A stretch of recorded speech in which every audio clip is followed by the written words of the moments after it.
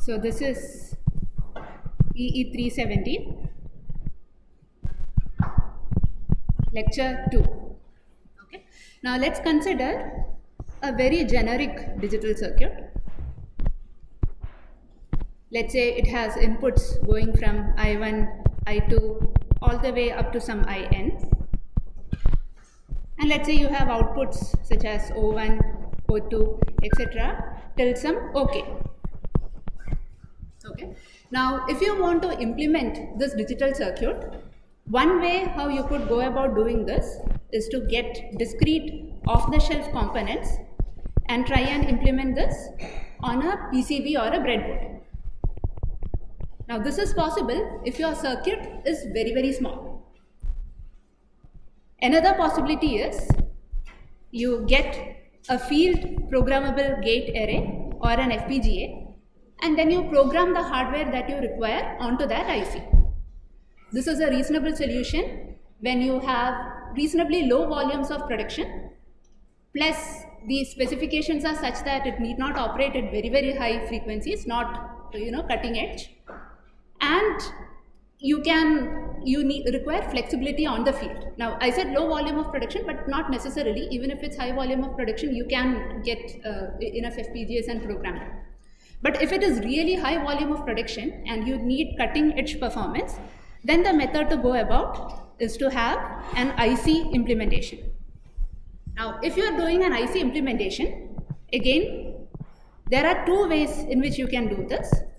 One is to do a completely custom implementation of the IC, wherein you will put transistor by transistor and then develop your overall chip. This becomes necessary when your circuit is very high speed, and it is possible only if the circuit that you want to implement is reasonably small. Now, on the other hand, another approach you can follow is to do a semi-custom implementation. In this case, you would use some of the cells that you require. You would assume that they are already made. For example, you might get it from a third-party vendor. For example, if it's something like a standard cell, which consists of the basic gates, basic logic gates such as NAND, NOT, NOR, AND, OR, multiplexers, etc. You can buy these standard cells, procure these for a fee from third-party vendors. Now, if you needed a memory module, you could use the IP of the memory module directly in your implementation. Another possibility is, let's say you needed a small processor, maybe a DSP processor as a part of your digital IC, right? You do rest of the IC design, but this digital DSP processor, signal processing processor alone, you procure from a third-party vendor with a license fee. Right? So when you procure these from third-party vendors, such designs are called as IPs or intellectual property. It has been completely designed and characterized by somebody else, and you are paying a fee to be able to use them in your design. Now, if you are going the route of this FPGA, or if you are doing a semi-custom design, generally the flow of the design is going to look like this. You will first start with the behavioral description of the digital circuit.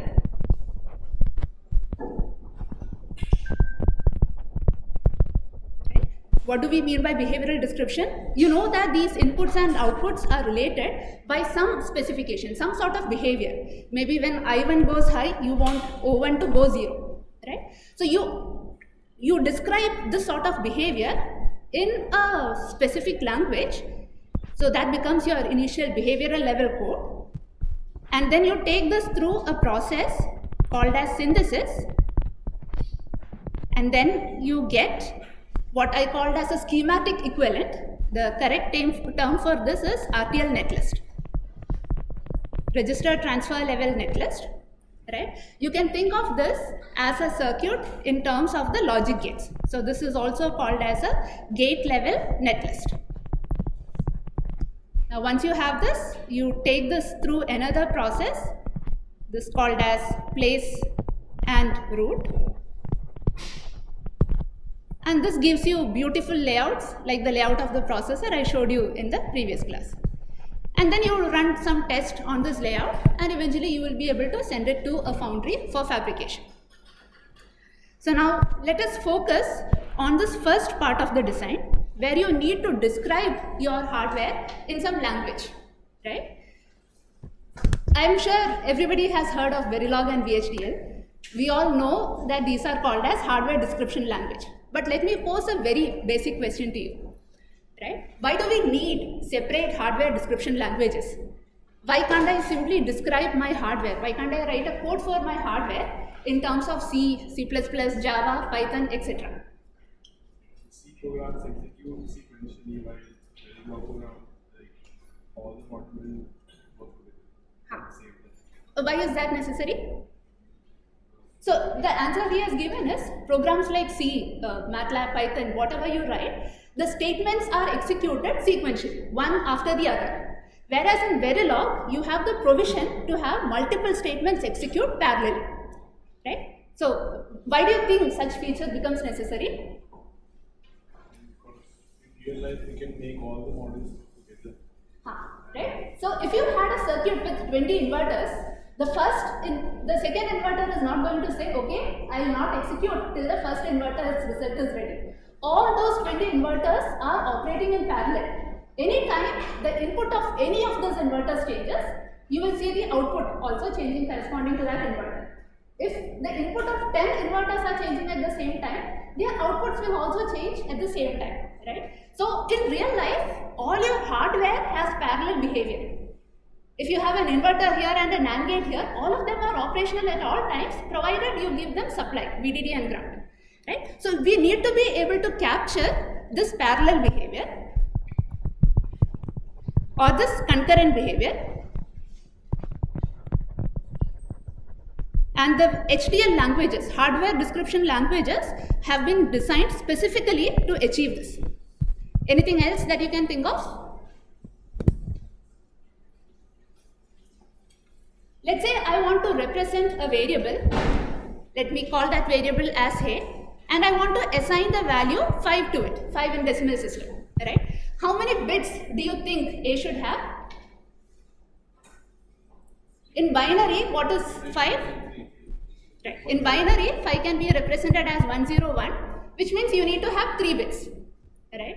Languages like C, Python, etc. do not give you the provision to specify how many bits you want to represent this in. So when I say 3 bits, you are looking at 3 flip-flops.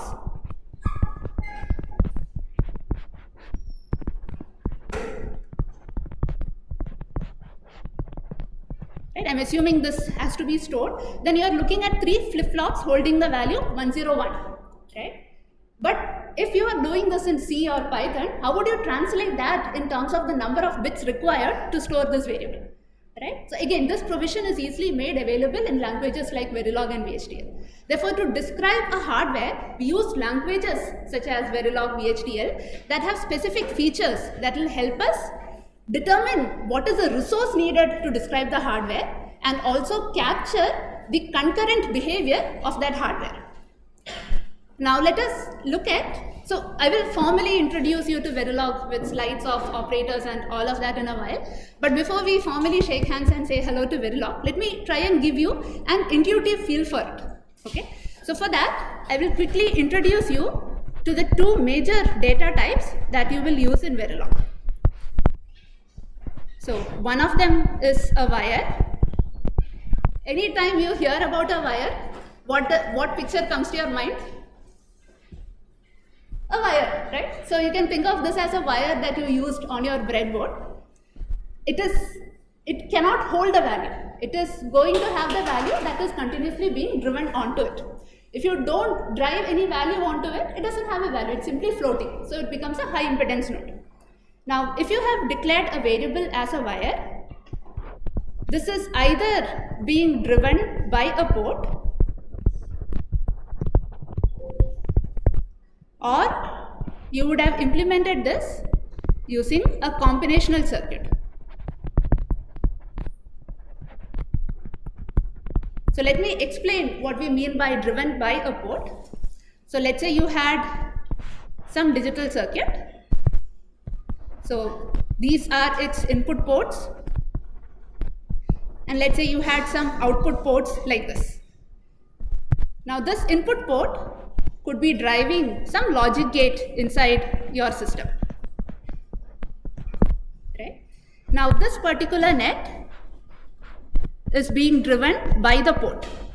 Now in practice, you know that some other module sitting outside this digital circuit is going to be driving it. But when you're defining this particular digital module, this net in blue color is being driven by the port, right? So you have to declare this net as a wire. Now similarly, let's say you instantiated this digital circuit into a bigger definition of a hardware, right? This has been instantiated into some big Verilog code. Now in that case, any wire that is getting driven by this port also needs to be declared as a wire, right? Any net that is being driven by this port should also be declared as a wire. Now inside the digital module, it's not necessary that this becomes a wire, right? Depending on what is driving it, this could be a resistor or a wire. But at top level, where you have instantiated this digital module, at that level, this becomes a wire. Okay, so if you declare something as a wire, it has to be either driven by a port or it will get translated into a combinational circuit. So let me give you an example. We are going to implement our very first Verilog code in this class. Let's say I have an inverter. I'm calling the input port as X, the output port as Y. Okay. Now any hardware that you want to describe in Verilog gets implemented as a module. So the syntax starts like this. I have to say module, then I have to put a module name. So I'm going to simply say I'm going to call the module name as first circuit. Then open brackets, close brackets, something needs to go in here. We'll come to what it is in a minute. And anytime you have a module, you will also have an end module. The description of this inverter has to completely lie between this module and end module statements. Now in this bracket, you have to list out all the ports of this module. What are the ports of this module? X and Y. So it's X, comma, Y. Okay. Now the second step is to write all the input and output declarations. So I have to declare the inputs and outputs of the system. Now let's first declare X. This is an input. What is the data type? It is being driven by a port, therefore it has to be a wire. So I say input wire X. Now by default in Verilog, if you don't mention anything, it becomes a wire. So instead of writing it as input wire X, I could have directly said input X. So it is understood that X has now been declared as a wire. Now I'll also say output. My output is Y. What should be the data type?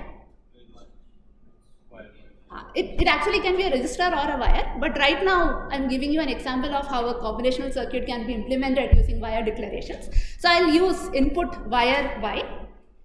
Because wire is again default option, I can directly write output Y. Right? Now to assign a value to Y, I have to use an assign statement, and this is specific to the wire declaration. Anytime you have a wire, you can assign values to it only using the assign statement. So I say assign Y equal to not of X. That's it. The description, Verilog description for the inverter is completed. Do you have any questions here? So how many of you have studied Verilog before? Can I see a show of hands? Okay. Alright. So now the other data type is called as a register. What comes to your mind when you hear register? Right? Flip-flop, something with memory, etc. Right? So register can be used to implement sequential circuit, but I recommend that you don't always connect a register term, especially in the context of Verilog, into memory, because it can also be used to implement a combinational circuit. Whether it is implementing a combinational circuit or a sequential circuit depends on the style of coding. Okay. So again, I'm going to implement the same inverter where I declare my Y as a register variable. So we follow the syntax: module name followed by the port list. Let me get nth module out of the way. Input X is a wire, so I directly write it as input X. Output, because I'm taking this example to show you how to implement a combinational circuit when Y is a register, I'll directly do output register Y. Okay. Now, anytime you have something declared as a register, you can assign value to it only using an always block. So you can assign value to it using always block, initial block, etc. Right now we'll take the example of an always block. So first let me give you the syntax for it. So it goes as always at, again there is a bracket, begin and end. And within these begin and end, you describe the behavior of Y that you require. Now the behavior that we require is simply Y equal to not of X. So this is the tilde symbol, simplifying, it implies that the inversion is being done, right? Now you see a bracket here. This is what we call as the sensitivity list. In this bracket, we list out all the variables to which this always block should be sensitive to. Right? For example, in this case, we want Y to change only when there is a change in X. So we want our Y to be sensitive to X. Therefore, the sensitivity list should contain X. Okay? Now imagine you are implementing a big combinational circuit with maybe 10 to 20 inputs.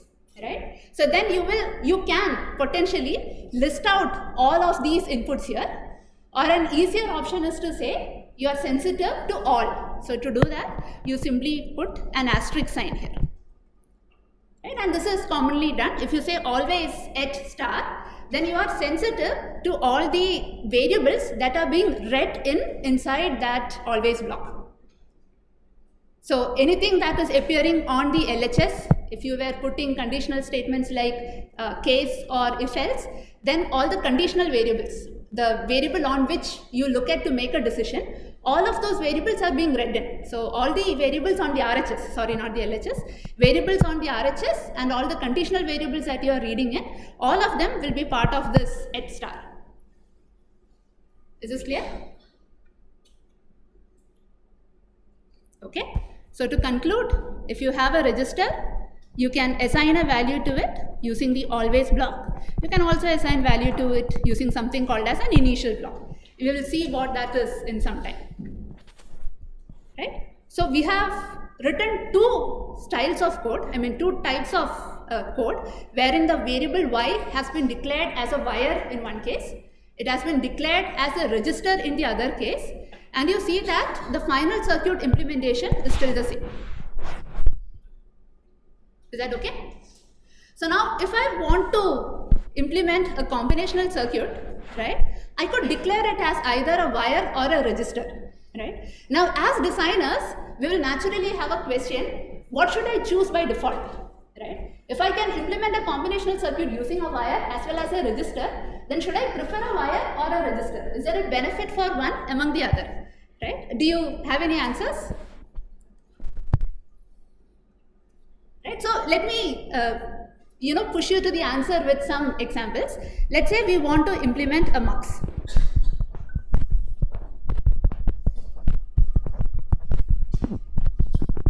This is I0, this is I1, the output is Y. So in English, can you tell me the behavior of the circuit? So if S is 0, then Y is equal to I0. If S is 1, then Y equal to I1. Everyone is familiar with this notation, right? You are checking equal to, you are checking whether it is true or false, right? Yeah. Okay, now if I wanted a Boolean expression for y, how would you write it? xi1 plus x naught I0. It will be si1 corresponding to this condition plus s bar I0, right? Now I can declare my y as a wire, and then I can directly assign it as assign y equal to si1 plus s bar I0. This is doable, right? I declare my y as a wire, si1 I0 also as wire, then I can directly write the statement. So here you will say not of s into I0. This is possible. I can also put declare y as a register, and within always block I can put this condition. Now always blocks also gives you additional statements that you can use. It allows you to use conditional statements. For example, I could have done always at star my y equal to begin. So the begin end statements are required if you have multiple lines. So I'm putting it everywhere so that you get used to the syntax.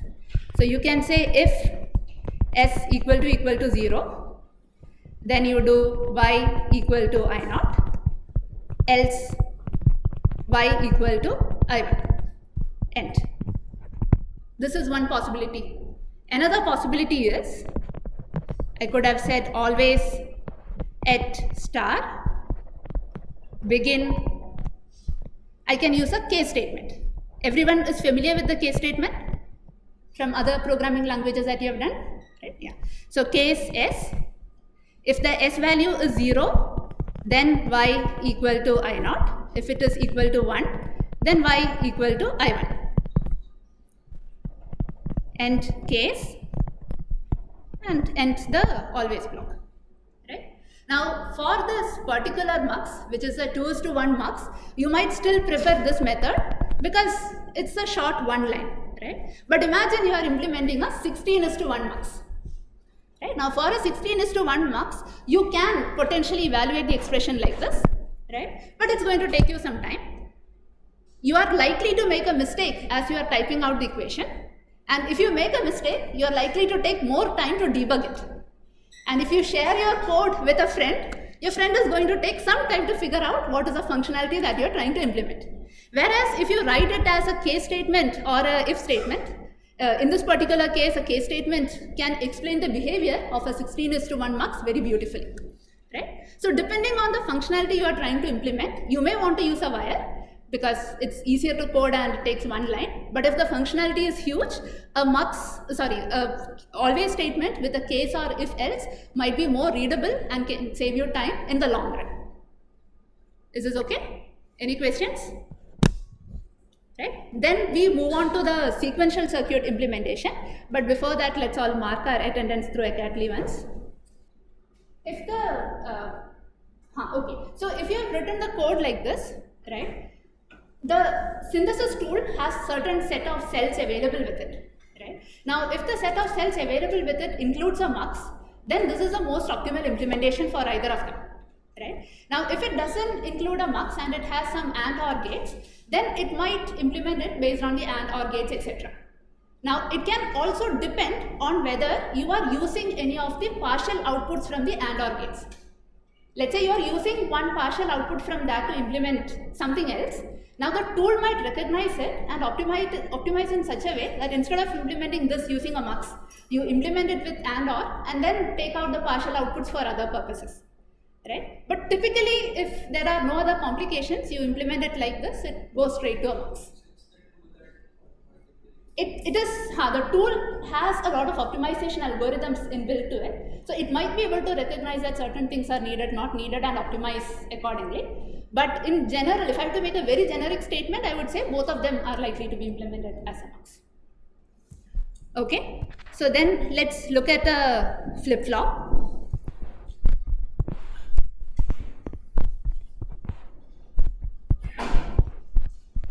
So you have clock, D and Q. Let's first make sure that all of us are on the same page about its behavior. So you have a clock signal like this.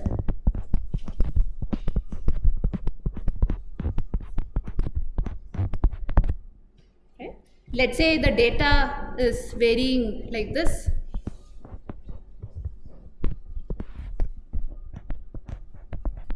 And let's figure out what the values, how the Q is going to look like. Right? The D flip-flop, the way how I sketched it right now, is sensitive only to the positive edges in the clock, only to the rising edges in the clock. Right? So I need to look at the value of Q corresponding to the value of D only when there is a rising edge in the clock. So I have to look at the value of D here. What is the value of D here? This value, this, etc. Right? So my Q is going to look like, I don't know what the value of Q is before this rising edge. We don't know any details about that. But at this edge, it goes to 1. Corresponding to this clock edge, it goes to 0. The fluctuations in the D in between this region does not matter because there is no clock edge corresponding to it. It remains at 0 here. It goes to 1 here, and then it remains at 1. Right? This is okay? Now let's see how to implement this.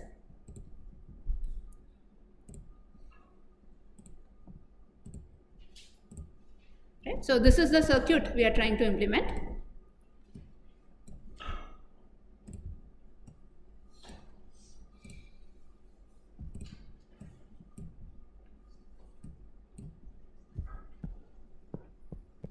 This is visible enough? So now if you are using one of the commercial softwares to try out your Verilog codes, you'll see that there is an inbuilt editor, text editor for it, right? In which case you can go ahead and use it. But if you are using one of the open source softwares, then you will be using a regular text editor to type in your code. So in that case, you can check if the language settings will allow you to select Verilog. If it does, and this is possible if you use slightly advanced text editors like Notepad++, PSPad, etc., it will allow you to color code your Verilog. Right? It makes your life a little easier. So now to start this, let's say I say this is module. Right? You can see that the color immediately changed because it recognized it as a Verilog construct. Module, I'm going to call this as my circuit. Tell me the port list. So CLK, I0. And out. It should be DQ. So that is a question, right? So I have marked the ports here. Right? I have marked the ports as I0, clock, and out 0. Right? The DQ, etc. were marked so that you guys recognize it as a flip-flop. That's all. Right? So it is I0 and out 0. Right? And let's also get end module out of the way. Now what should we do? After the module statement, I have given a name to the module. We do input-output declarations. So let's look at the inputs. What is the data type for I0? It's a wire. What is the data type for clock? Wire. So I say I0 and clock, because both I0 and clock are being driven by ports. Then I look at output. Right? What is the data type? It has to implement a sequential circuit. Right? Therefore, it has to be a register. The name I have given is out 0. Right? Now, because it has been declared as a register, I have to assign a value to it inside the always block. So I do always at, we'll discuss about the sensitivity list in a minute. Then I'll have begin and end.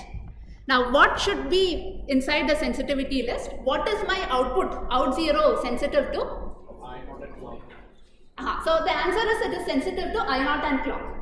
Every time I0 changes, should I update my out 0? No. No, right? So it is not sensitive to changes in I0.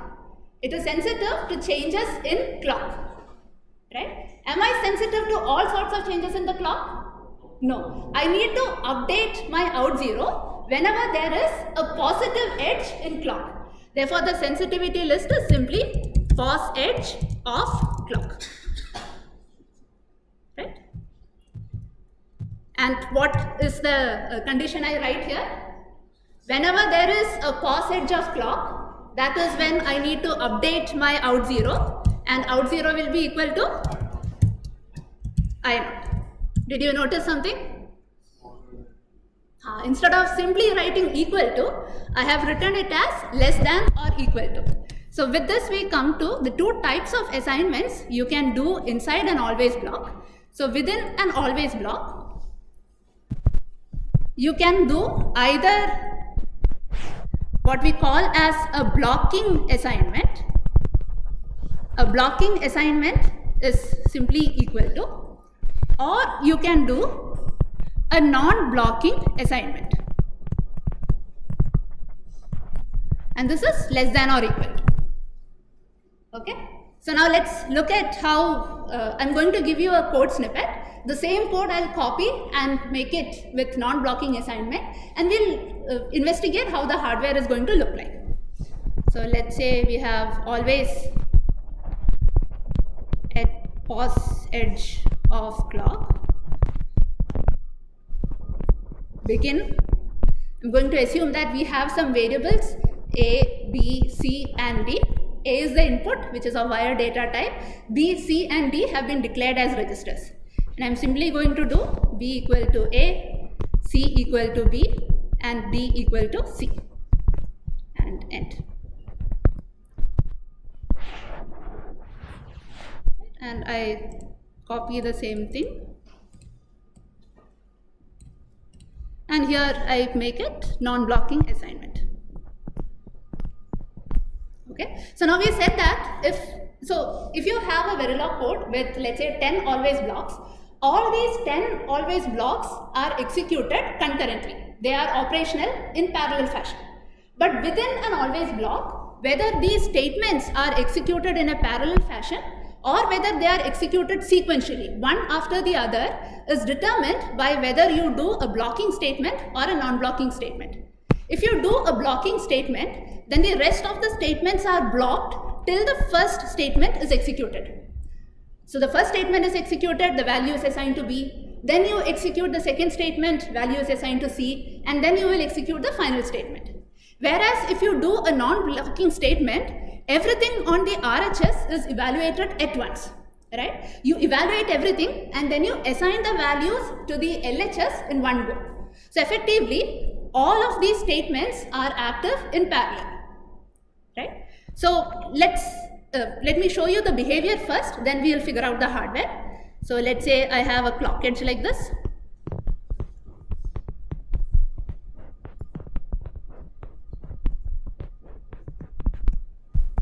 So this is your clock. You have A, B, C and D. Let's say the A goes high even before the first clock edge. So during the first clock edge, what happens to B? It goes high, right? What happens to C? At this instant, will C remain at 0 or will C go high? That is a question, right? Now that depends on the value of B. Because you have used blocking statements, B equal to A has already been executed, right? Therefore, at this instant, your C will also go high, right? Again, for the next one, you need to know the value of C. Because you have used a blocking statement, C equal to B has been executed. Therefore, your D is also going to go high. Right? So this is the result you will get. Now, if I were using a non-blocking statement, let's see how the result will look like. So your clock, again, we make the A go high before this. What happens to B at this edge? Right? B will go high. What happens to C? The C is seeing the previous value of B, right? Because these two statements are being evaluated at the same time. You are evaluating the RHS at the same time and then assigning the value to the LHS. So when C is looking at the value of B, it sees the previous value. So at that point, so you can look at the value. For example, if the clock edge has happened at t equal to t0, you look at the value of B at t equal to t0 minus, just before the clock edge. right? At that point, the value is 0. So that is the value that will get assigned. Now at the next clock edge, the value has become 1, so it goes higher. And similarly, at this point, the value of C is 0. At this point, the value of C is 0 just before the clock edge. So that is the value that will get assigned. And at this clock edge, you will see the value 1. Right? Same code, just a difference of few lesser thans, and you have a very different behavior. Right? So that is the beauty of this blocking and non-blocking statements. Now let's see if we can guess how the hardware implementation is going to be. Right? You see that these are sensitive to positive edges of the clock. So definitely a flip-flop is involved. Right? How would you implement this? I'll help you with the first part. Right? So I'm going to help you with B. A is an input. You have the clock edge and you generate B like this. How would you generate C from B?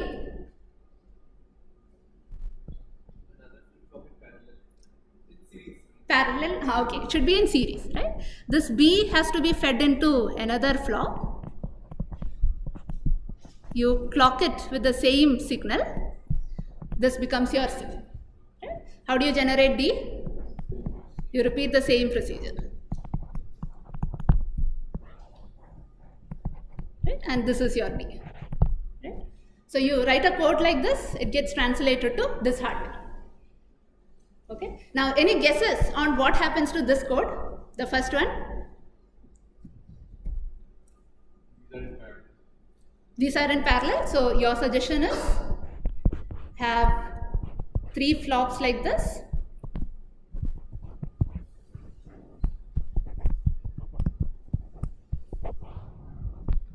All of them have the same clock. All of them have the same A. Is this your suggestion? Then you can have B, C and D. Right? Behavior wise, this is giving you the same behavior. Now another way could be, you have one flop, A comes here, this is B, and ideally if I could have done C and D like this, that would have been nice, but you can't have 2 names on the same net. That becomes shorting of the 2 names, right? So instead what can potentially happen is, this becomes C and this becomes D. Right? Either of them will give the same behavior. Depending on what internal algorithm runs in the synthesis tool, you might end up with one or the other. But the key difference here is, I want you to focus on the difference between the blocking and the non-blocking statements. And as a general practice, whenever you want to implement things with a flip-flop, use non-blocking statements, because that is the behavior you're usually going for. Okay? Any questions on this? Alright, so then we get back to our circuit. So we have defined this circuit using Verilog. Let's say I change the circuit to this.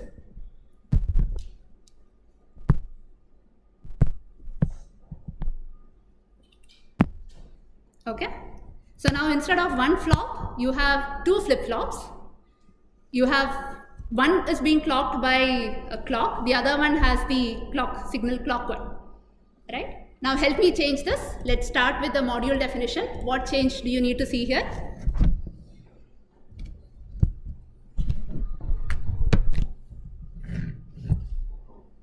I need one more output. Is that it? Yeah. So I'll have out 1 and I'll also have a clock. The order doesn't matter, but it is a good practice to put all the inputs to one side and outputs to the other side. For now, I'll directly write clock 1 here. Now inputs are I0, clock and clock 1. Outputs are out 0 and out 1. Right? Now, do I make changes to this always block? Yes, no. Right? My out 1 is not sensitive to CLK. Out 1 is sensitive only to CLK1. Right? Which means I need to have a separate always block. So always at pos edge of clock 1. I'll do begin. My out 1 is less than or equal to I0.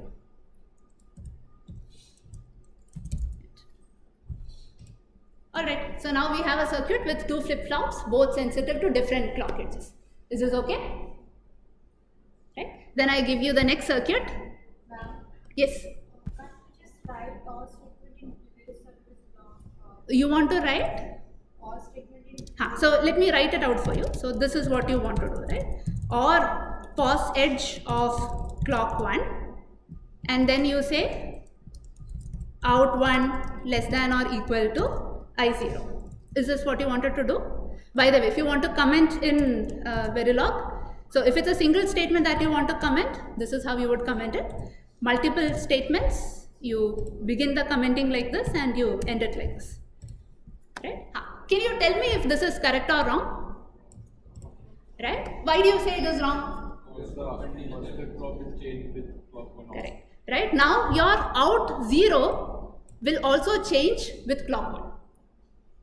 Right? We don't want that. So in terms of circuit, what you have done is you will have one flip-flop where the out is out 0. You are somehow making it sensitive to both clock and clock 1. Right? How it will finally get implemented would be an interesting question to see. My guess is it will take clock 1. This code is most likely not going to be synthesizable, but if you run it in Verilog just for simulation, right, it will run. You can write Verilog codes that will simulate well, which cannot be translated into hardware. These are called as codes that cannot be synthesized or non-synthesizable codes. So if you write a code for it, it will work. But you can't translate it into a correct hardware because there is no module that is sensitive to 2 clock edges that you have studied. You know D flip-flop, you know other types of flip-flops, but none of them are sensitive to 2 clocks. Right? So as such, there is no basic module, basic gate that is sensitive to 2 clock edges at the same time. Right? So, but what you're trying to do is something like this. Right? So that is not the behavior we wanted. We wanted this behavior, and this can be achieved only with 2 separate always blocks. Okay. But very good question. Alright, so now I come back to the original code and I make a small change. Can you recognize the change?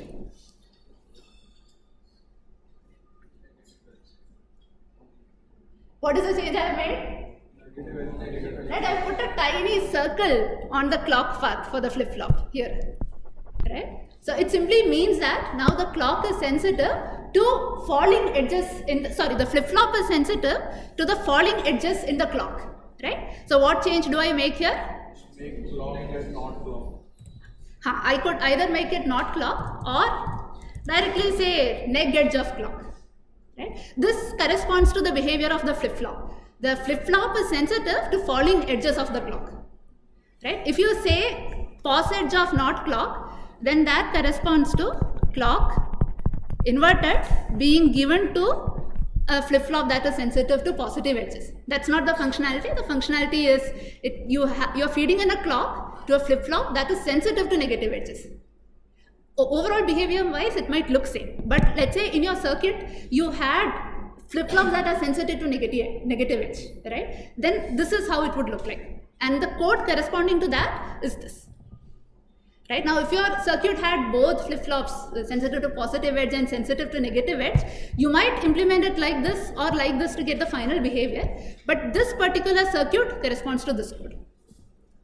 Okay? All good? Now let me show you another circuit. I have implemented a flip-flop with a reset. Right? And typically when you show a reset like this is an asynchronous reset. What does that mean? You don't have to worry about the clock edges to determine the value of out not whenever reset is active. Right? Let me give you an example of the behavior. So let's say you have clock edge like this. Right? Let's say the reset is high here, comes down, does something like this, and goes high here again. I'm going to keep the data at constant 1 for now. How does the Q look like? Whenever the reset goes high, the Q becomes 0, right? The next edge in the clock doesn't matter if the reset is high. So it remains 0 till you have a falling edge in the reset. And then whatever is if there is a clock edge, at that clock edge, the value of D will propagate to the output. So even though you have a falling edge and the D is high, there is no clock edge here, right? So you wait for the next clock edge, corresponding to that the D is high, and your Q is going to go high here. Q goes high, then immediately you have reset being active again, so it goes low, waits till the next clock edge, corresponding to the next clock edge, this will go high again, right? Is the behavior clear? So whenever reset is high, your output is 0. If the reset is low and if a clock edge occurs, output follows the D input, right? Now let's code for this. Right? So I remove everything related to the second flop.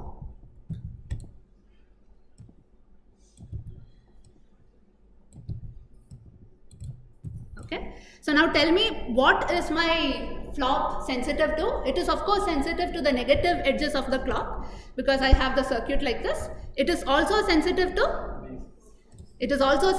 reset, right? Because it's an asynchronous reset, anytime there is a change in reset, my output is likely to change. So here I do or pause edge of reset, right? Now what should happen? So I have entered this always block either because there is a negative edge in the clock or because there is a positive edge in the reset. Which condition should I check first? Reset, right?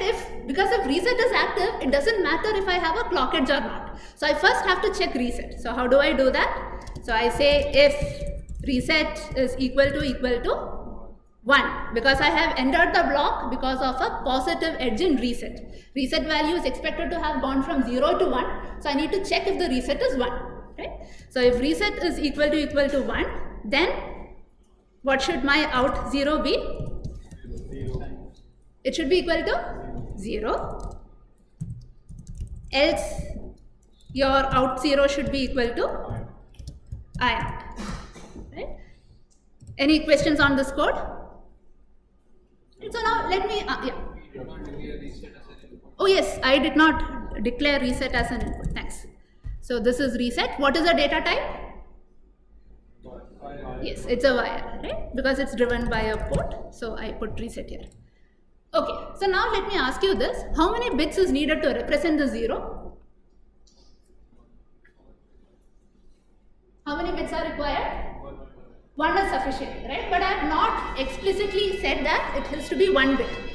This is okay for the most part, but there are certain synthesis tools which might not correctly infer that 1 bit is sufficient. So if they don't correctly infer it, by default they take this. So if you don't mention whether I have represented it in binary or decimal, by default it is assumed to be in decimal. And it's a decimal, it's an integer, by default it will assign 32 bits to it. So just to prevent that, I can either say this should be 1 dash b 0. So here the 1 represents the fact that it is 1 bit. The b here shows that this is a binary number. Now I could have also written it as 1 dash d0. So it means it is 1 bit, but it's a decimal number. For 0, both the values are equal, so there is no difference. For example, if I were representing a number as 2 dash b11, right? What is this value? 3. This is 3, right? 3 which has been represented in 2 bits in binary representation. The same information I can say it as 2 dash d3. So 2-bit number in decimal, the value of that number is 3. So that way, if you can explicitly mention it, very high chances that as you change the tool vendor, as you go from one tool to the other, the underlying code, hardware remains the same, right? If you leave it to chance, for most tools it is okay, but once in a while you'll come across a tool where this becomes a 32-bit number, right? And to avoid that, I might as well do 1 dash D1. Okay, this is clear? Alright, so in the next class, we will go with some more complicated flip-flop implementations. Then I'll give you a very formal introduction to Verilog syntaxes. Thank you.